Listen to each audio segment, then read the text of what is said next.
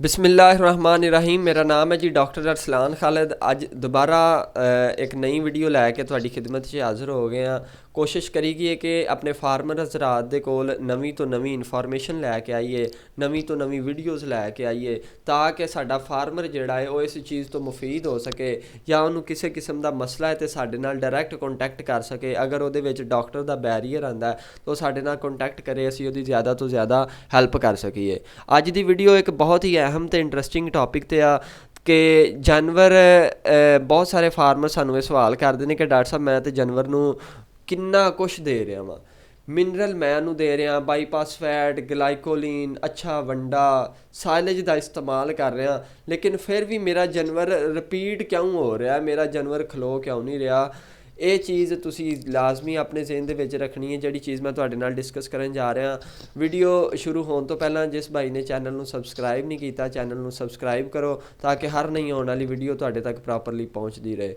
Video नू अगे तो अगे शेयर भी करा करो ताकि जिन्ने भी तुहाडे तरह के फार्मर हज़रात ने जिहड़े यूट्यूब नहीं चला सकते, या उन्होंने जो तुसी शेयर करोगे या उन्होंने मैंशन करोगे कि जी आ वीडियो देखो तुहाडे जानवर नू यह मसला आ रहा सी, तो वीडियो देख के उस तो ज़्यादा मुफीद हो सकता है। देखो नॉर्मली एक चीज़ होंगी है जी असी कही गई कि जानवर अगर तुहाडा हीट च नहीं आ रहा या जानवर तुहाडा कंसैप्शन नहीं हो रही, जिन्होंने असी कही गए रिपीट ब्रीडिंग बहुत हो रही है।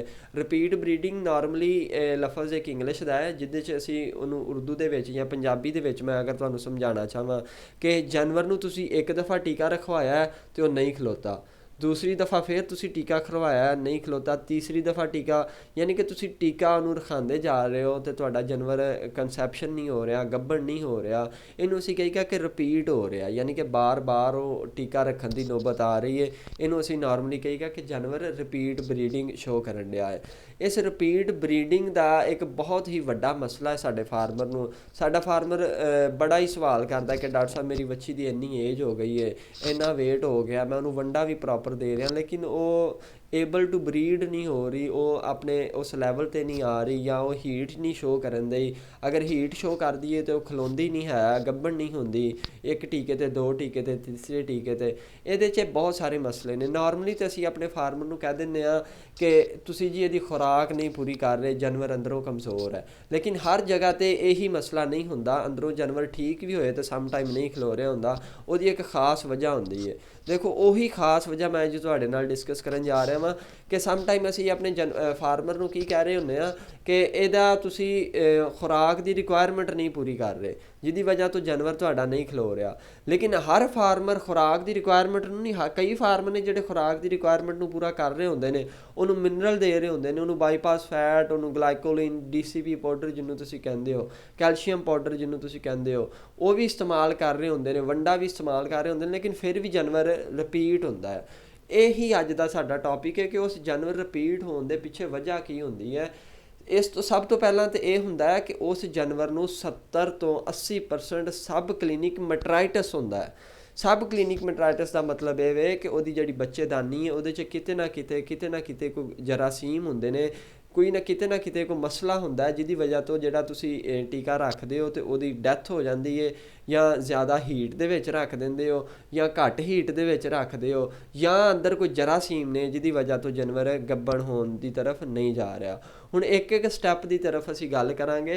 सब तो पहला कि जानवर नूं इहदा हल भी मैं तुहानूं दसांगा कि इहदा हल तुसां की करना। सब तो पहली चीज़ कि जानवर अगर तुहाडा शो करन दिया है कि वह रिपीट हो रहा, बार बार तुसीं उहदी खुराक भी प्रॉपर दित्ती लेकिन वह हीट ते भी प्रॉपर आ रहा, सिर्फ रिपीट होना अज का टॉपिक है कि जानवर रिपीट हो रहा तो वह तुसी की हल करोगे। देखो नॉर्मली पता की तुसी इहदा करना हुंदा, इहदा हल भी तुहानूं एक मिनट मैं दस के जावांगा।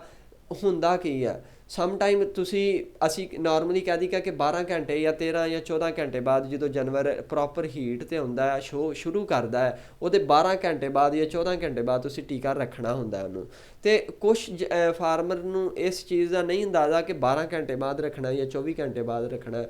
वो की करते हैं कि जिद्दां ही उन्हों का जानवर बोलिया तो वह डॉक्टर नूं कॉल करते हैं तो डॉक्टर आके टीका रख दिंदा है, या वो ढल गई होंदी है, उहदी हीट एंड आई होंदी है तो उस टाइम तुसी टीका रख दो, उस टाइम भी फिर फायदा नहीं होंदा। लेकिन इस तो इलावा दरम्यान च एक मसला होंदा कि बच्चेदानी दे विच ही जरासीम होंदे ने जिहदी वजह तो जानवर कंसैप्शन अपनी शो नहीं कर रहा होंदा, जानवर गब्बन नहीं होंदा। ਹੁਣ ਇਹਦੇ ਵਾਸਤੇ ਤੁਸੀਂ ਹਾਲੇ ਤਾਂ ਕੀ ਕਰਨਾ ਹੈ ਕਿ ਤੁਸੀਂ ਆਪਣੇ ਡਾਕਟਰ ਨੂੰ ਕਿਸੇ ਨੂੰ ਵੀ ਬੁਲਾ ਕੇ ਉਹਨੂੰ ਕਹਿਣਾ ਹੈ ਕਿ ਡਾਕਟਰ ਸਾਹਿਬ ਇਹਨੂੰ ਬੱਚੇਦਾਨੀ ਦੇ ਵਿੱਚ ਇਹਦੇ ਇੰਟਰਾ ਯੂਟਰਾਈਨ ਮੈਡੀਸਨ 3 ਦਫਾ ਰੱਖ ਦੇਵੋ, 1 ਦਫਾ 2 ਦਫਾ 3 ਦਫਾ, ਤਾਂ ਕਿ ਜਿਹੜਾ ਸਬ ਕਲੀਨਿਕ ਮਟਰਾਈਟਸ ਸ਼ੋ ਹੋ ਰਿਹਾ, ਸਬ ਕਲੀਨਿਕ ਜਿਹੜਾ ਕੇਸ ਸ਼ੋ ਹੋ ਰਿਹਾ, ਉਹ ਕੇਸ ਜਿਹੜਾ ਟੋਟਲੀ ਵਾਈਂਡ ਅਪ ਹੋ ਜਾਏ, ਤਾਂ ਕਿ ਉਹ ਜਰਾਸੀਮ ਦੀ ਪਰਸੈਂਟੇਜ ਜਿਹੜੀ ਉਹ ਬਿਲਕੁਲ ਨਿਲ ਹੋ ਜਾਏ। ਅਤੇ ਤੁਸੀਂ ਜਦੋਂ ਵੀ ਜਾਨਵਰ ਨੂੰ ਟੀਕਾ ਰਖਾਓ ਅਤੇ ਜਾਨਵਰ ਤੁਹਾਨੂੰ ਗੱਭਣ ਹੋ ਕੇ ਤੁਹਾਡੇ ਸਾਹਮਣੇ ਆਵੇ, ਤਾਂ ਕਿ ਤੁਹਾਡੇ ਜ਼ਿਆਦਾ ਪੈਸੇ ਵੀ ਨਾ ਲੱਗਣ ਅਤੇ ਤੁਸੀਂ ਉਹਨੂੰ ਸੇਵਿੰਗ ਦੀ ਤਰਫ ਵੀ ਲੈ ਕੇ ਜਾਓ। ਇਹ ਛੋਟੀਆਂ ਛੋਟੀਆਂ ਚੀਜ਼ਾਂ ਨੇ ਫਾਰਮਰ ਦੋਸਤੋ, ਇਹਨੂੰ ਤੁਸੀਂ ਲਾਜ਼ਮੀ ਜ਼ੇਨ ਦੇ ਵਿੱਚ ਰੱਖਣਾ ਹੈ। ਇਹਨੂੰ ਲਾਜ਼ਮੀ ਅਗਰ ਕੋਈ ਮਸਲਾ ਹੁੰਦਾ ਤਾਂ ਡਿਸਕਸ ਕਰਿਆ ਕਰੋ। ਫੀਡ ਫਾਰਮੂਲੇਸ਼ਨ ਦੇ ਹਵਾਲੇ ਨਾਲ ਜਿਹੜਾ ਵੀ ਦੋਸਤ ਫੀਡ ਫਾਰਮੂਲੇਸ਼ਨ ਲੈਣਾ ਚਾਹੁੰਦਾ ਹੈ ਜਾਂ ਜਾਨਵਰ ਨੂੰ ਕੋਈ ਮਸਲਾ ਮਸਾਇਲ ਡਿਸਕਸ ਕਰਨਾ ਚਾਹੁੰਦਾ ਹੈ, ਤੇ ਮੇਰਾ ਨੰਬਰ ਡਿਸਕ੍ਰਿਪਸ਼ਨ ਦੇ ਵਿੱਚ ਵੀ ਅਤੇ ਵੀਡੀਓਜ਼ ਦੇ ਲਿੰਕ ਦੇ ਵਿੱਚ ਵੀ ਐਡ ਕਰ ਦਿੱਤਾ ਗਿਆ ਹੈ। ਤੁਸੀਂ ਉਹਦੇ ਤੋਂ ਜਾ ਕੇ ਨੰਬਰ ਲੈ ਕੇ WhatsApp 'ਤੇ ਮੈਸੇਜ ਕਰਿਆ ਕਰੋ। ਇਨਸ਼ਾਅੱਲਾ ਮੈਂ ਕੋਸ਼ਿਸ਼ ਕਰਾਂਗਾ ਕਿ ਤੁਹਾਨੂੰ ਜ਼ਿਆਦਾ ਤੋਂ ਜ਼ਿਆਦਾ 1% ਡੇਅਰੀ ਫਾਰਮਿੰਗ ਦੀ ਤਰਫ, ਪ੍ਰੋਫਿਟੇਬਲ ਡੇਅਰੀ ਫਾਰਮਿੰਗ ਦੀ ਤਰਫ ਲੈ ਕੇ ਜਾਵਾਂ, ਤਾਂ ਕਿ ਤੁਸੀਂ ਜ਼ਿਆਦਾ ਤੋਂ ਜ਼ਿਆਦਾ ਉਹਦੇ ਤੋਂ ਪੈਸਾ ਕਮਾ ਸਕੋ। ਅੱਜ ਤੱਕ ਵਾਸਤੇ ਇੰਨਾ ਹੀ। ਵੀਡੀਓ ਨੂੰ ਅੱਗੇ ਤੋਂ ਅੱਗੇ ਸ਼ੇਅਰ ਕਰੋ, ਤਾਂ ਕਿ ਤੁਹਾਡੇ ਵਰਗੇ ਜਿੰਨੇ ਵੀ ਦੂਸਰੇ ਭਾਈ ਨੇ ਉਹ ਵੀ ਇਸ ਵੀਡੀਓ ਤੋਂ ਜ਼ਿਆਦਾ ਮੁਫੀਦ ਹੋ ਸਕਣ। अस्सलाम वालेकुम।